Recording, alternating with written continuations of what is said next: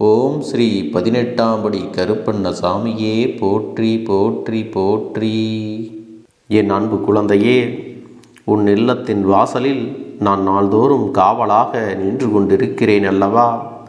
அப்படி நான் காவலுக்கு நின்று கொண்டிருக்கும் பொழுது உன் இல்லத்தின் வாசலுக்கு தினமும் ஒரு நபர் வந்து சென்று கொண்டிருக்கிறார்.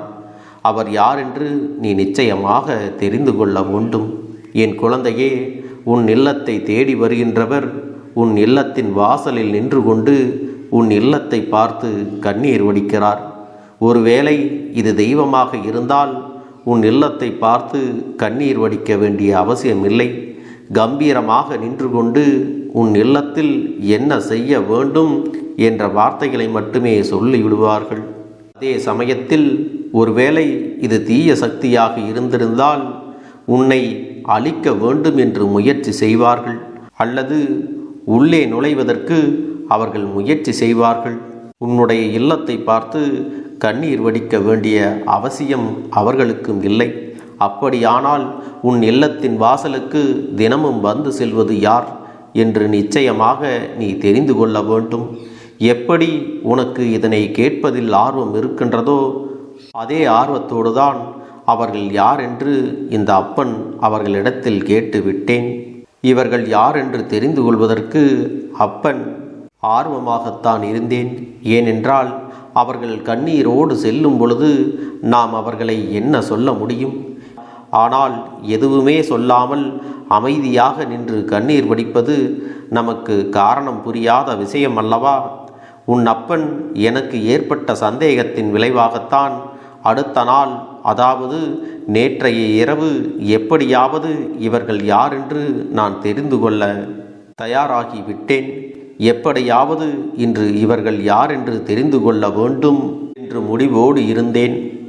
என் குழந்தையே, நீ நினைக்கின்றாயா கருப்பண்ணசாமிக்கு அது யார் என்று தெரியாமல் இருந்திருக்குமா? நிச்சயமாக தெரியும். ஆனால் உனக்கு நான் சொல்ல வேண்டுமென்றால் அவர்களிடத்தில் இருந்து கேட்டு அவர்கள் மனதில் என்ன நினைத்து வந்தார்கள் என்பதை தெளிவாக சொல்ல வேண்டுமல்லவா?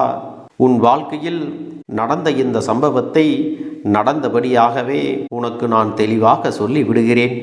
என் குழந்தையே, பல நாட்களாகவே உன் இல்லத்திற்குள் ஒரு சில பிரச்சனைகள் அதிகமாக இருந்து கொண்டிருக்கிறது.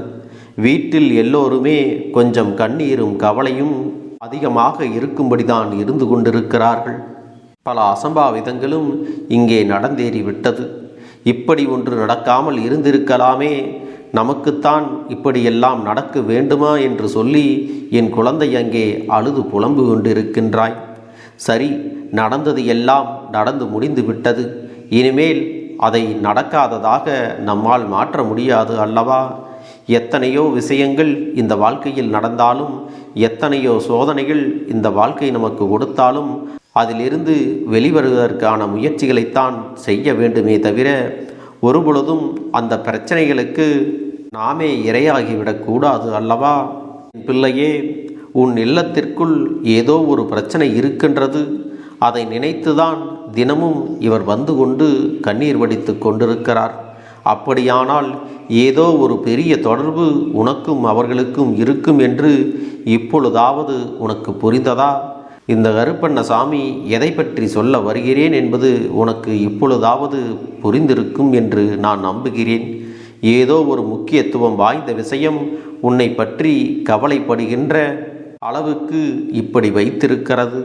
அது மட்டுமல்ல, உன் இல்லத்தில் ஏகப்பட்ட குழப்பங்கள், உன் குடும்பத்திற்குள் நடக்கின்ற பிரச்சனைகள் அக்கம் பக்கத்தில் உள்ளவர்களுக்கெல்லாம் நன்றாகவே தெரிய வருகின்றது.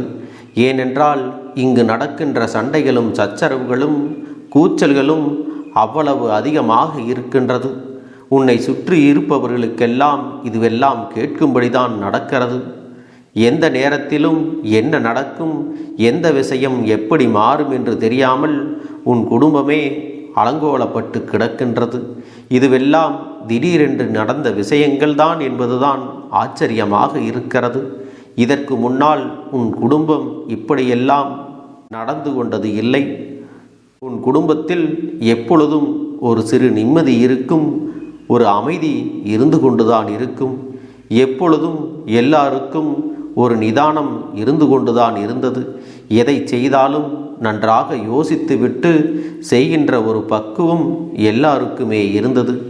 எல்லோருமே யாரோ ஒருவரின் கட்டுப்பாட்டுக்குள் இருந்தது போல அந்த குடும்பம் அத்தனை கட்டுக்கோப்பாக இருந்தது.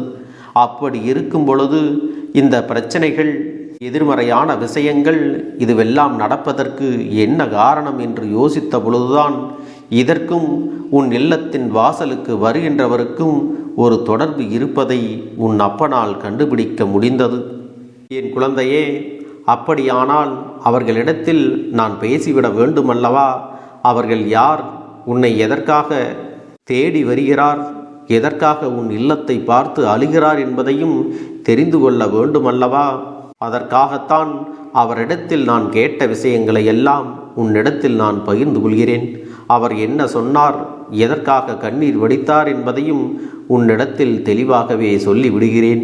என் குழந்தையே, உன் இல்லத்தின் வாசலுக்கு வந்து சென்ற ஒருவர், ஒரு ஆண், உன் இல்லத்தை விட்டு பிரிந்த ஒரு உயிரான ஒருவருடைய ஆன்மாதான் இந்த ஆத்மா. அவர்கள் இருக்கும் பொழுது நடந்த விஷயங்களுக்கும் அவர்கள் இப்பொழுது இல்லாத பொழுது நடக்கின்ற விஷயங்களுக்கும் இருக்கின்ற வித்தியாசத்தை கண்டுதான் அங்கே வேதனைப்படுகிறார்கள். நான் இருக்கும் வரை கஷ்டங்களும் கவலைகளும் என்னவென்று தெரியாமல் இருந்தது.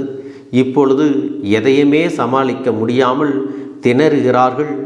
எப்படி இவர்கள் எதிர்காலத்தை நோக்கி பயணிக்கப் போகிறார்கள் என்று தெரியவில்லையே என்று சொல்லி அந்த ஆத்மாவானது, நான் இவர்களை எல்லாம் கரை சேர்த்து விட்டல்லவா சென்றிருக்க வேண்டும், ஆனால் என்னுடைய விதி இப்படி முடிந்து விட்டதே, நான் என்ன செய்ய முடியும்? ஏதாவது ஒரு நல்ல வழியையாவது இவர்களுக்கு காண்பித்து கொடுத்துவிட்டு நான் சென்றிருக்கலாமே.